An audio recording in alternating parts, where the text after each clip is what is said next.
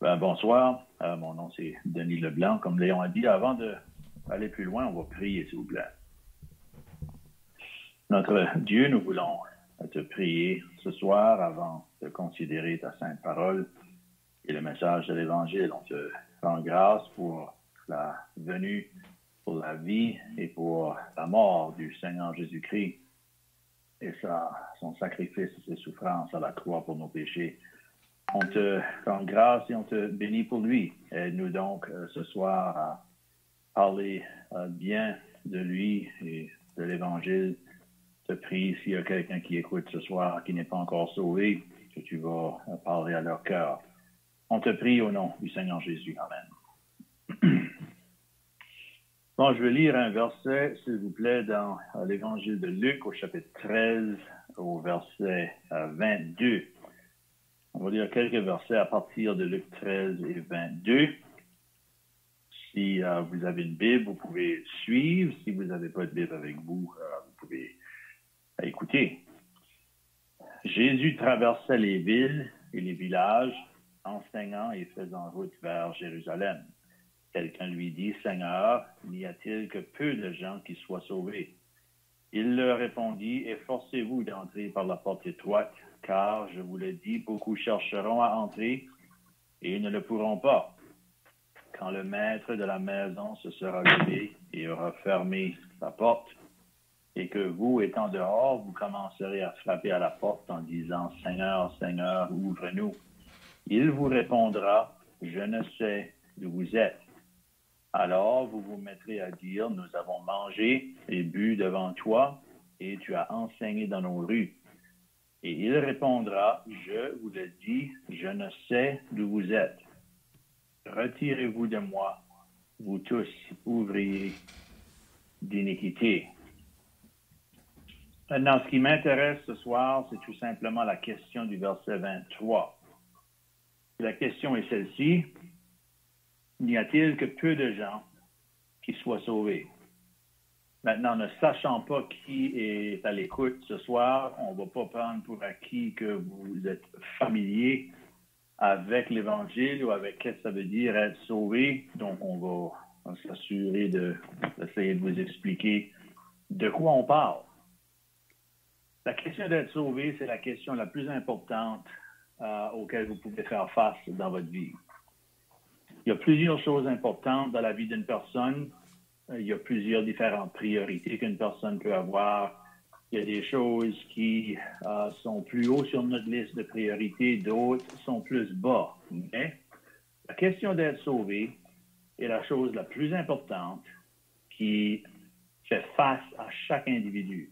La question ou le besoin d'être sauvé, c'est le plus grand besoin qu'une personne possède. Maintenant, ça veut dire quoi être sauvé? Être sauvé, ça veut tout simplement dire avoir nos péchés pardonnés, recevoir la vie éternelle, être né de nouveau, puis avoir l'assurance de la vie éternelle, être prêt pour le ciel. C'est être sauvé, ça inclut, puis ça veut dire toutes ces choses-là. Donc, ce soir, on vous pose cette question avant d'aller plus loin. Est-ce que dans votre cas, vous êtes sauvé? Le salut, c'est quelque chose qui prend place une fois pour toutes dans la vie d'un individu. Ce n'est pas un processus graduel. Ce n'est pas quelque chose qui arrive à plusieurs reprises. Ce n'est pas quelque chose de mystérieux qui survient sur une personne.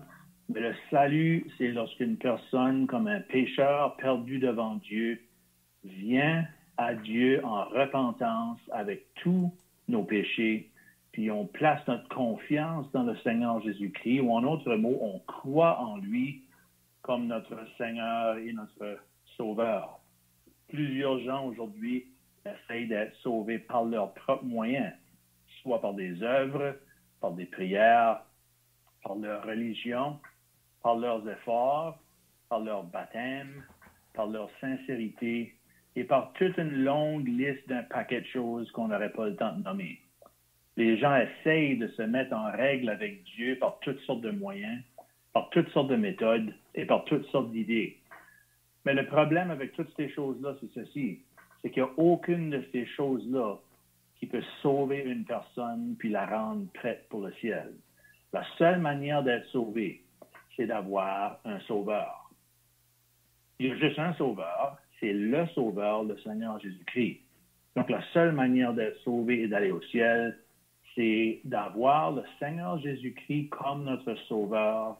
Puis ça, comme on a dit, ça arrive à un moment précis dans la vie d'une personne. C'est un jour dans l'expérience d'une personne où le Seigneur pardonne tous nos péchés et nous donne la vie éternelle et nous donne l'assurance du ciel. Ça, c'est être sauvé. Être sauvé, c'est le contraire d'être perdu. Être perdu, ça veut dire qu'on est dans nos péchés. Être perdu, ça veut dire qu'on n'a pas le pardon de nos péchés.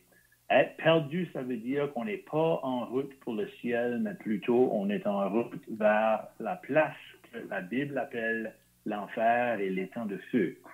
Être perdu, ça veut dire que lorsque la mort va croiser notre chemin, au lieu de passer l'éternité auprès du Seigneur, on va passer l'éternité seul sous la colère de Dieu en enfer. Maintenant, c'est pour ça que j'ai dit au début, supporté par tout l'enseignement de la parole de Dieu. C'est pour ça que j'ai dit qu'être sauvé, c'est la chose la plus importante dans la vie d'une personne. Puis si vous n'êtes pas sauvé ce soir, peu importe quoi d'autre occupe vos pensées, peu importe quoi d'autre remplit votre horaire puis votre calendrier. C'est pas tellement important quelles sont toutes vos autres priorités, quels sont vos plans, quels sont vos buts puis quelles sont vos aspirations. Si vous n'êtes pas sauvé ce soir, il n'y a rien d'autre qui compte. Parce que, on espère que non, mais si la mort croise votre chemin ce soir, puis que vous n'êtes pas sauvé, vous allez passer dans l'éternité sans sauveur, sans pardon des péchés, sans la vie éternelle, et vous ne pourrez pas aller au ciel. C'est ce que le Seigneur Jésus a tragiquement appelé ou décrit comme mourir dans nos péchés. Donc ce soir, si vous n'êtes pas sauvé, vous avez besoin de mettre tout le reste de côté et de mettre une priorité absolue sur cette question et sur ce besoin d'être sauvé. Maintenant, la question qui a été posée dans Luc chapitre 13 et au verset 23 est celle-ci.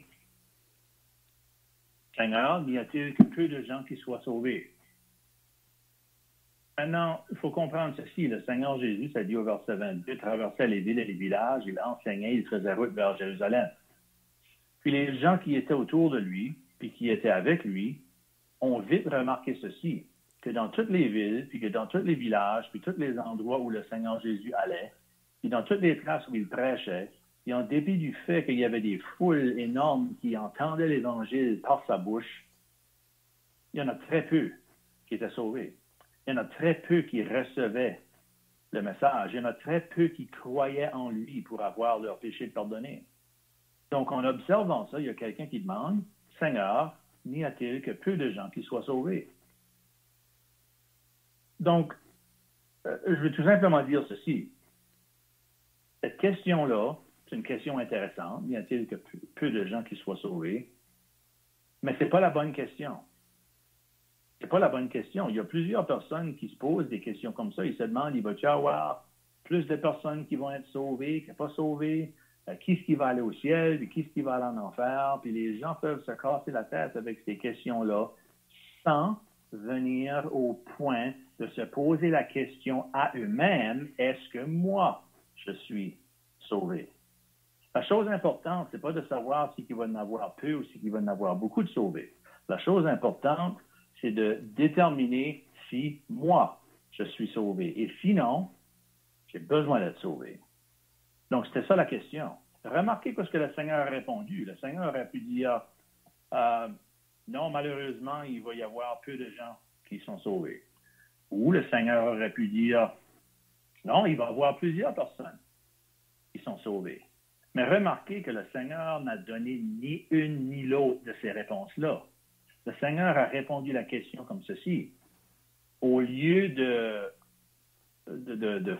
focuser sur les autres, le Seigneur retourne la question sur la personne ou sur ceux qui l'ont posée, puis il dit, efforcez-vous d'entrer par la porte étroite. Donc, je stresse ça ce soir, puis je mets l'emphase là-dessus, parce que s'il y a n'importe quoi ou n'importe qui enlève votre focus, votre vision, votre attention, votre priorité sur le fait que vous devez être sauvé, peu importe quoi d'autre vous êtes préoccupé avec la mauvaise chose. Parce que la seule chose qui a besoin d'être réglée avant toutes les autres choses, c'est la question de si vous êtes sauvé ou non. Il n'y a rien de plus important que ça. Dans les passages ou dans les chapitres qui viennent après, je veux vous remarquer ceci. On ne l'a pas lu ce soir, puis on ne va pas prendre le temps de le lire, mais je vais juste y référer. Dans Luc chapitre 14, on lit à propos d'une série de personnes qui ont entendu l'appel de l'Évangile. Ils ont été appelés à venir au Sauveur, mais ils l'ont refusé. Ils ont été appelés à venir au Sauveur, ils l'ont refusé. Ils ont fait toutes sortes d'excuses. Il y en a qui ont fait des excuses basées sur leurs travaux, ils étaient trop occupés. Il y en a d'autres qui se sont excusés parce qu'ils étaient trop préoccupés avec leurs biens matériels. Il y en a d'autres qui ont refusé d'être sauvés parce qu'ils craignaient ce que les autres allaient dire. On pourrait résumer ça comme ceci. Il y en a qui ont refusé d'être sauvés à cause de leurs biens. Il y en a d'autres qui ont refusé d'être sauvés à cause de leurs liens.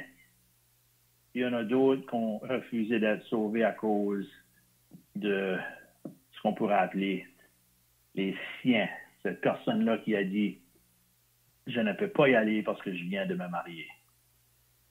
J'espère ce soir que si vous entendez la voix du Seigneur par l'entremise des messages de l'Évangile et vous savez que vous devez être sauvés, on espère ce soir que vous n'allez pas faire comme ces personnes-là dans Luc chapitre 14, puis après avoir entendu l'appel de l'Évangile, qu'est-ce qu'ils ont fait?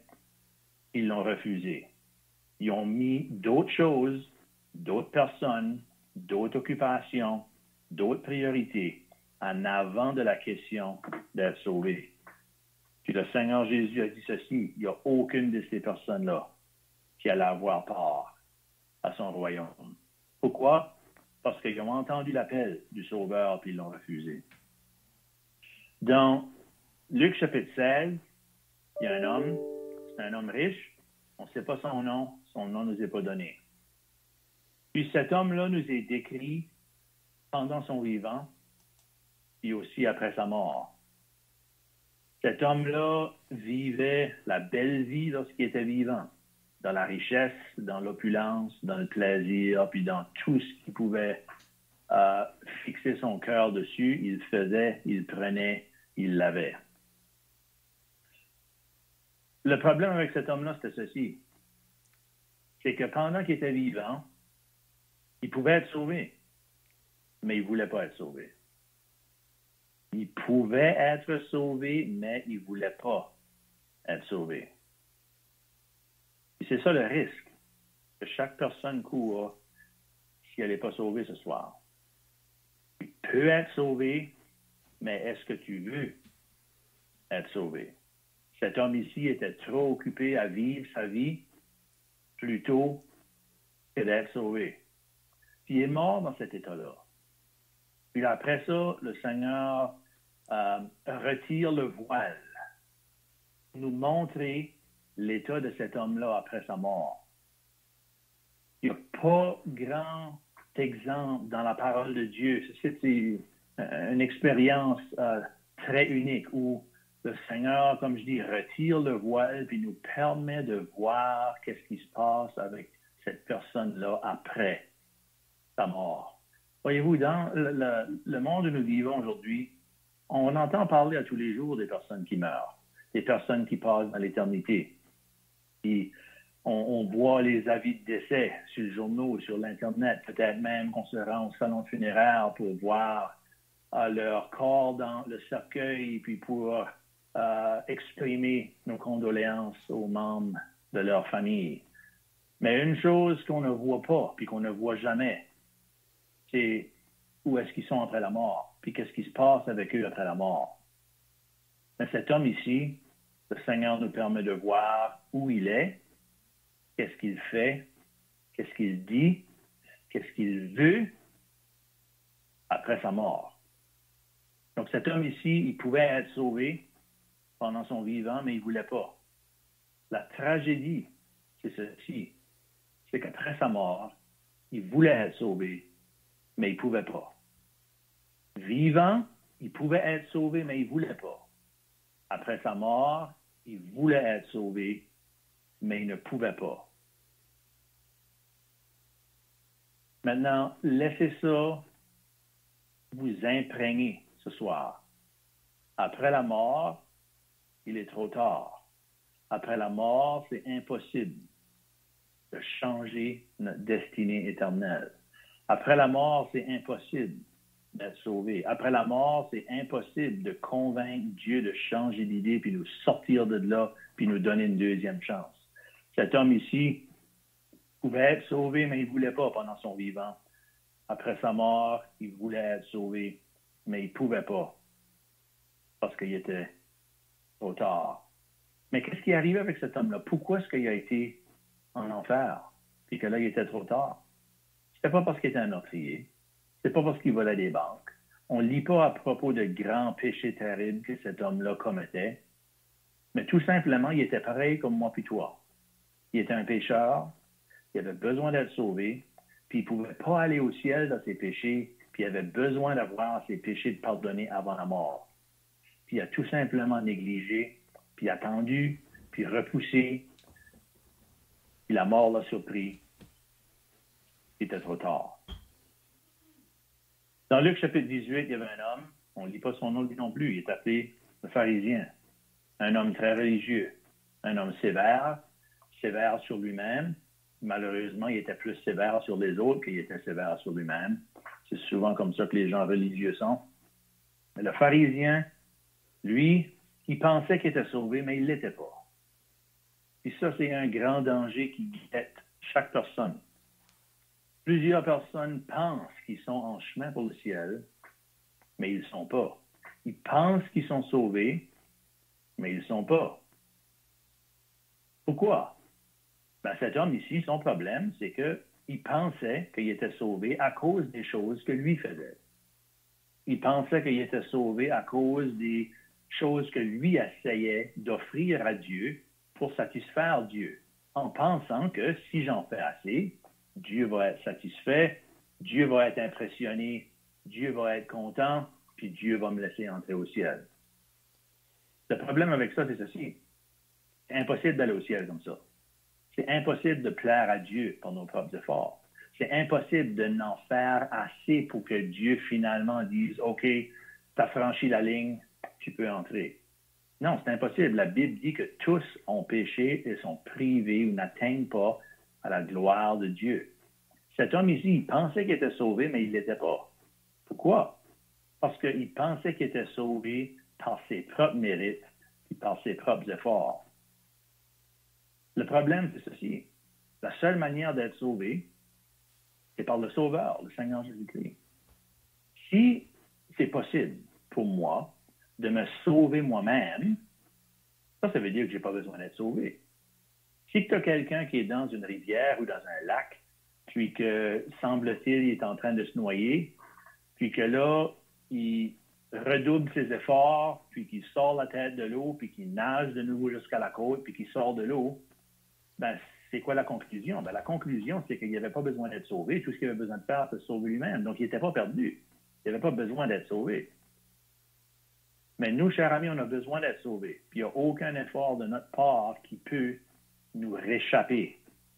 Donc, cet homme ici pensait qu'il était sauvé à cause de sa religion, puis ses bonnes œuvres, puis ses prières, puis son jeûne, puis ses aumônes.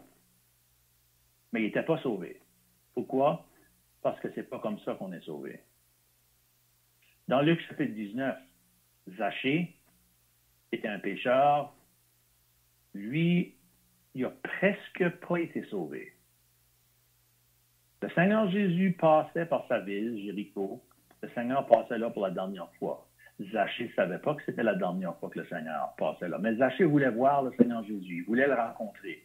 Zachée voulait rencontrer le Sauveur puis régler cette question-là de ses péchés. Zachée savait qu'il était un pécheur.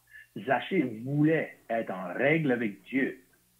Il voulait rencontrer le Seigneur Jésus parce qu'il réalisait qu'il y a seulement lui qui peut me sauver. Mais Zachée ne réalisait pas. C'était la dernière fois que le Seigneur allait passer par là. Jamais de nouveau que le Seigneur allait passer dans les rues de Jéricho où était Zachée. Maintenant, moi je ne le sais pas, et toi tu ne le sais pas non plus, mais peut-être que ce soir, c'est votre dernière chance d'être sauvé. Peut-être que lorsque le soleil va se lever demain, que vous allez déjà être parti dans l'éternité. Peut-être que lorsque toutes les autres vont se lever demain pour commencer leur journée, vous allez être parti. Vous ne serez plus ici. Ou peut-être ça va être moi. On ne sait pas. Moi, je ne le sais pas, puis toi non plus. Peut-être que ce soir, c'est ta dernière chance de rencontrer le Seigneur Jésus. Ta dernière chance de recevoir l'Évangile. Ta dernière chance de croire au Sauveur, puis d'avoir tes péchés pardonnés. Zachée, c'était sa dernière chance de recevoir, de rencontrer le Seigneur. Donc, qu'est-ce qu'il a fait? Est-ce qu'il est juste resté chez eux puis il a dit, il a déjà passé par ici avant, puis je vais attendre plus tard, peut-être la semaine prochaine ou dans le mois prochain, peut-être qu'il va repasser de nouveau, puis je réglerai ça ce temps-là. Non, c'était la dernière fois que le Seigneur passait là. Zachée a presque manqué sa chance de rencontrer le Seigneur Jésus. Mais il n'a pas manqué sa chance. Pour Zachée, il n'y avait rien de plus important que d'être sauvé. Zachée a cherché le Sauveur de tout son cœur. La Bible dit ceci dans Jérémie chapitre 29. Dieu dit, vous me chercherez et vous me trouverez si vous me cherchez de tout votre cœur. Le problème avec plusieurs personnes, c'est qu'il y en a qui aimeraient ça d'être sauvés, mais ils ne sont pas prêts à chercher à être sauvés de tout leur cœur. Le problème avec plusieurs personnes, c'est qu'il y en a qui aimeraient ça d'aller au ciel, mais ils ne veulent pas se détourner de leur péché. Ils veulent garder leur péché. Ils veulent rester dans leur péché. Ils ne sont pas tannés de leur péché. Ils ne sont pas écœurés de leur péché. Ils ne veulent pas que leur péché soit enlevé, mais ils veulent aller au ciel pareil. Ça ne marche pas comme ça. Zachée était tanné de ses péchés, puis il voulait être sauvé. Puis c'était sa dernière chance de rencontrer le Seigneur. Donc, ce soir, moi, je ne sais pas, comme j'ai dit, je ne sais pas qui écoute. Ce soir, je ne vous prenais pas, puis je ne sais pas c'est quoi votre état devant Dieu. Mais je termine avec la question qu'on a commencé avec. N'y a-t-il que peu de gens qui soient sauvés? C'est pas ça la question ce soir qu'il faut poser. La question que vous devez vous poser ce soir, si vous n'êtes pas encore sauvé, c'est posez-vous la question, est-ce que moi je vais être sauvé? Est-ce que moi je suis sauvé? Puis sinon, est-ce que je veux être sauvé à tout prix? Donc on espère ce soir que vous allez considérer ceci attentivement, en faire la priorité absolue de votre vie si ça n'allait pas déjà. Puis que vous allez recevoir le Seigneur Jésus-Christ comme votre sauveur. Tout ce que lui attend de vous, c'est que vous veniez à lui tel que vous êtes. Vous n'avez pas besoin d'essayer de vous changer avant de venir au sauveur. Vous n'êtes pas capable de vous changer. Vous n'êtes pas obligé d'essayer de vous améliorer pour qu'il vous reçoive. Vous ne pouvez pas vous améliorer.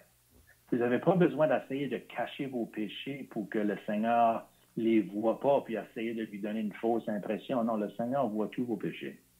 Le Seigneur attend simplement que le pécheur vienne à lui, repentant, honnête, puis en repentance devant lui, de recevoir et de croire au Seigneur Jésus-Christ pour être sauvé. La parole de Dieu nous dit ceci, celui qui croit au Fils a la vie éternelle.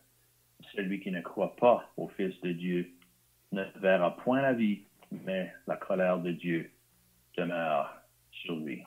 C'est tout ce qu'on va dire. On espère que ceci, ça va vous aider. Si vous n'êtes pas sauvé, on va prier que le Seigneur vous sauve, même ce soir. Donc, on va terminer avec ça et on va terminer par la prière. Merci beaucoup d'avoir écouté. Notre Dieu, nous te prions donc, après avoir parlé du Seigneur Jésus, du salut, de la vie éternelle et de la croix où le Seigneur Jésus a donné sa vie. On te prie que s'il y a quelqu'un qui est avec nous ce soir sans le salut, on espère que tu vas leur parler même ce soir et de ta grâce, tu vas les sauver. Bénis-nous donc ce soir et préserve-nous. Garde-nous tous. On te prie au nom du Seigneur Jésus. Amen. Merci beaucoup.